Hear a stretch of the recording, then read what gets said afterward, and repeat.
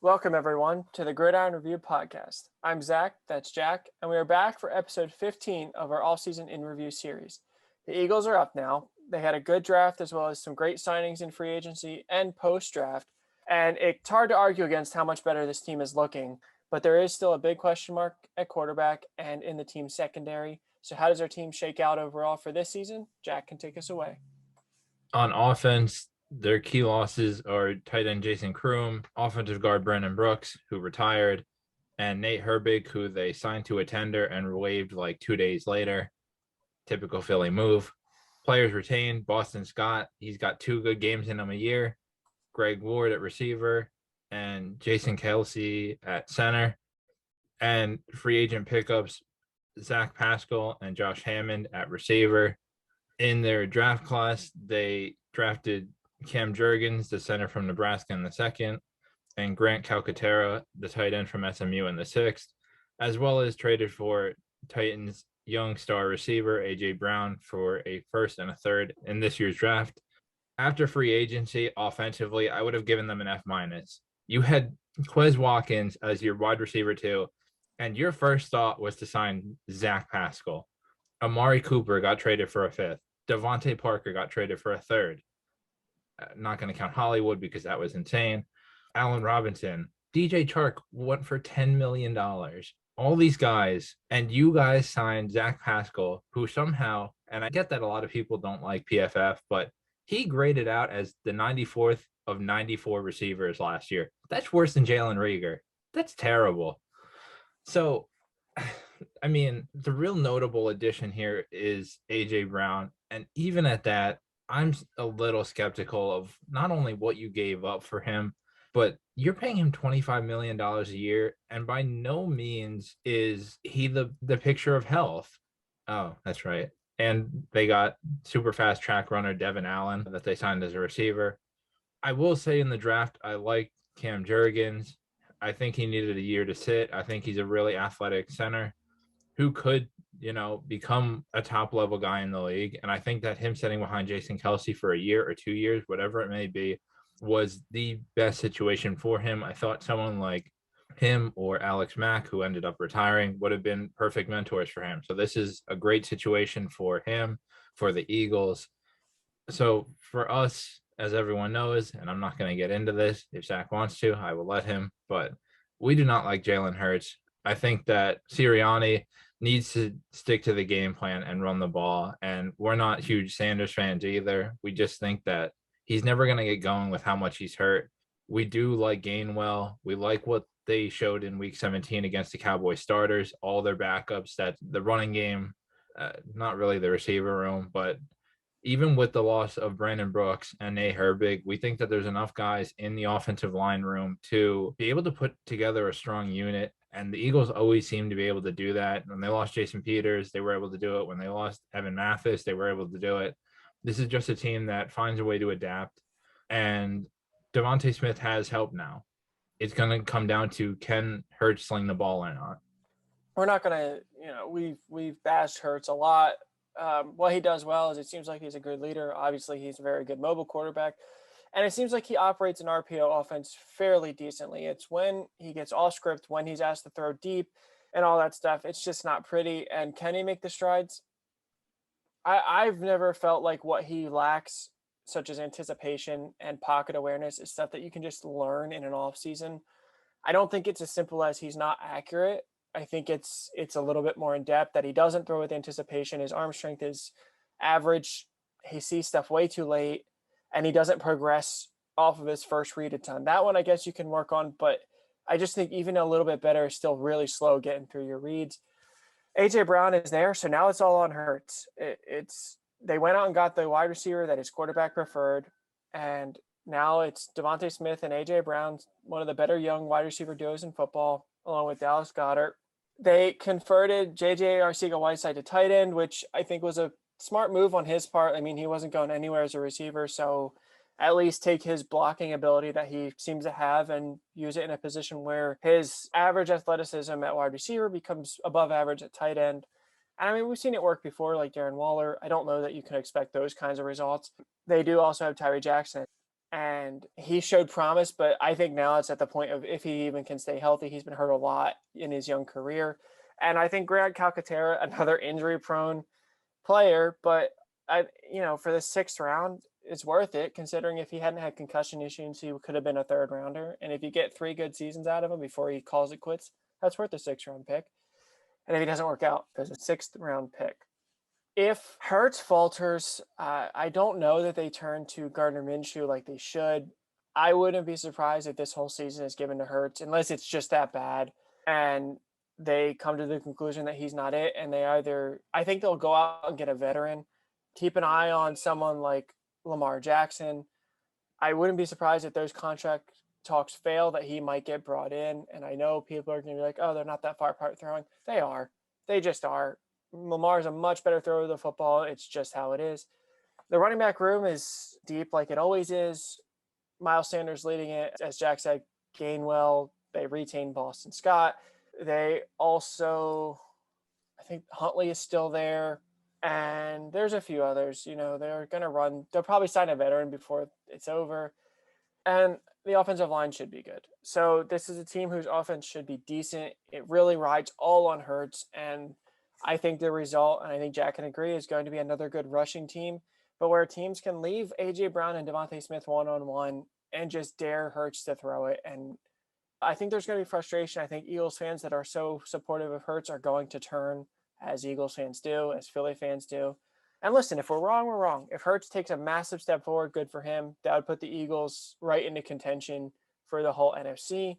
But as it stands right now, we think he's going to be an average quarterback at best. He's going to be a very good athlete, but throwing the ball, I think he's below average. And like I said over and over, the things that he lacked last year is not stuff he just suddenly learned.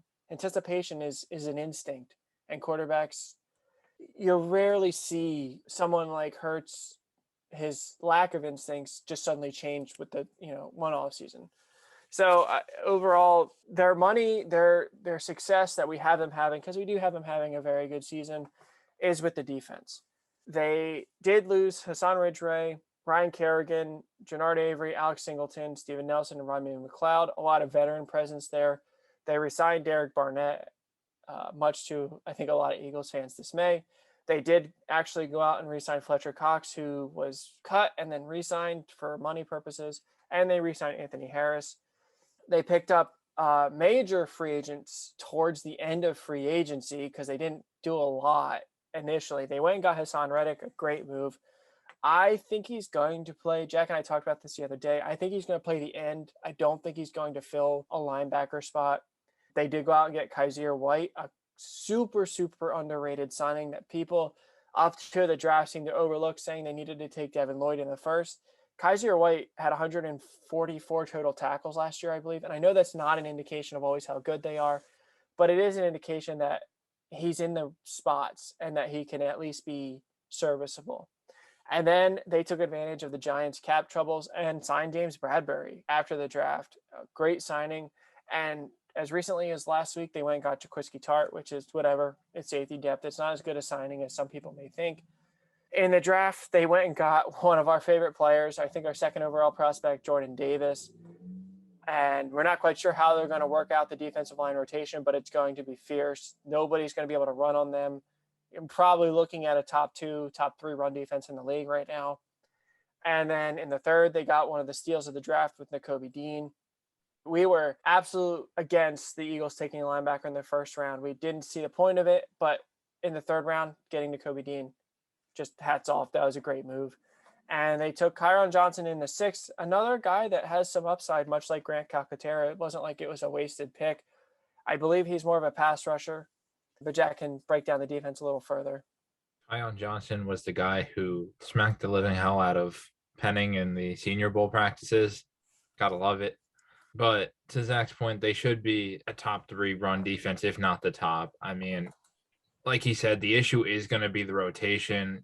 Cox, we talk about this all the time, is Philly guys that need to retire in Philly. And Cox is one of those guys. If they do not let him stay in Philly his career, I feel like that's just a major mistake.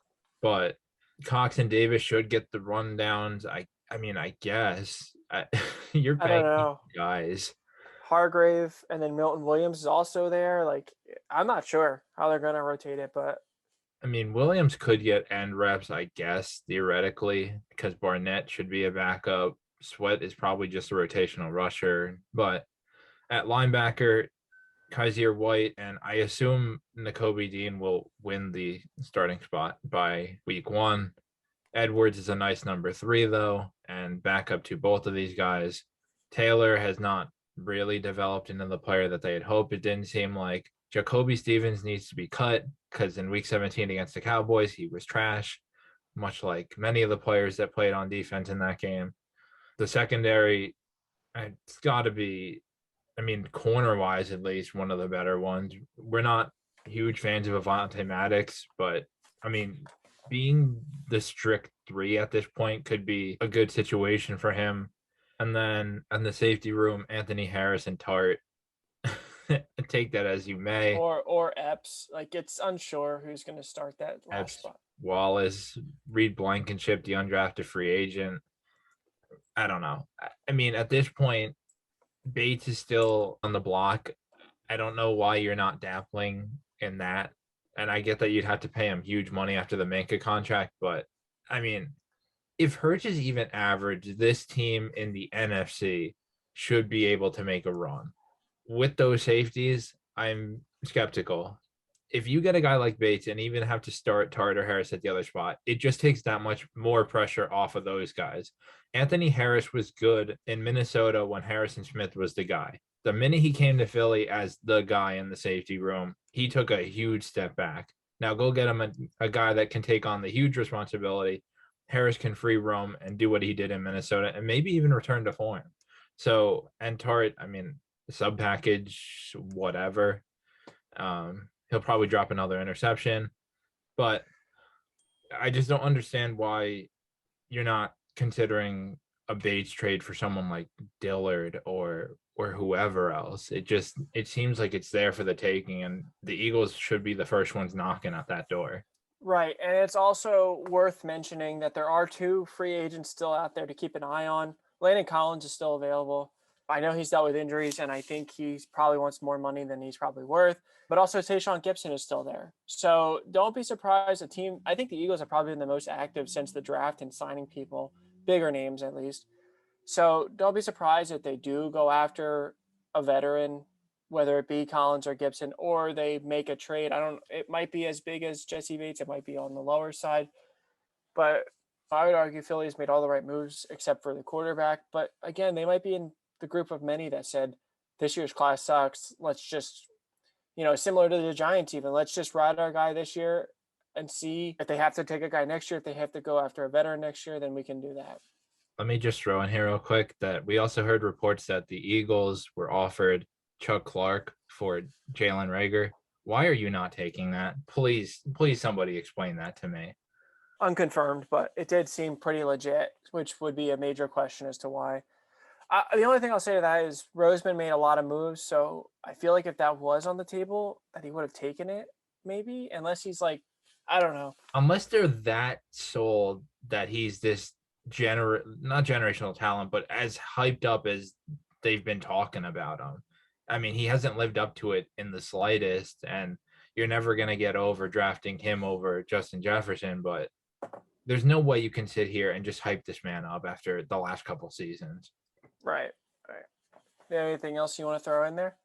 Not defensively, but No, go ahead. Oh, the only person that I forgot to mention was Britton Covey, and a lot of people probably do not know that name, but he is a small slot receiver / return man from Utah. Their offense and their special teams ran through him, and he was an undrafted free agent who I think could take possibly some slot snaps, but I think he could end up taking their return spot and just being electric and bringing a new aspect to this team that they didn't have last year. Well said. With all being said about Jalen Hurts, we have the Eagles going 12-5. We think the defense is it's not going to be easy to score on this team, especially with a run-first team. And we have them as building a great defense minus the safety, but we'll Jalen Hurts, his own team. But we like the defense. We are all in on this defense. Now, whether Jonathan Gannon can get the most, we don't know. But as far as personnel wise, they should be very good on the front, from the defensive line to the corners to the linebackers. And it's just whether the safeties can hold up. They just have to be average, and this defense will be very good. This concludes our Eagles episode. Keep an eye out for as we finish off the NFC East with the Dallas Cowboys.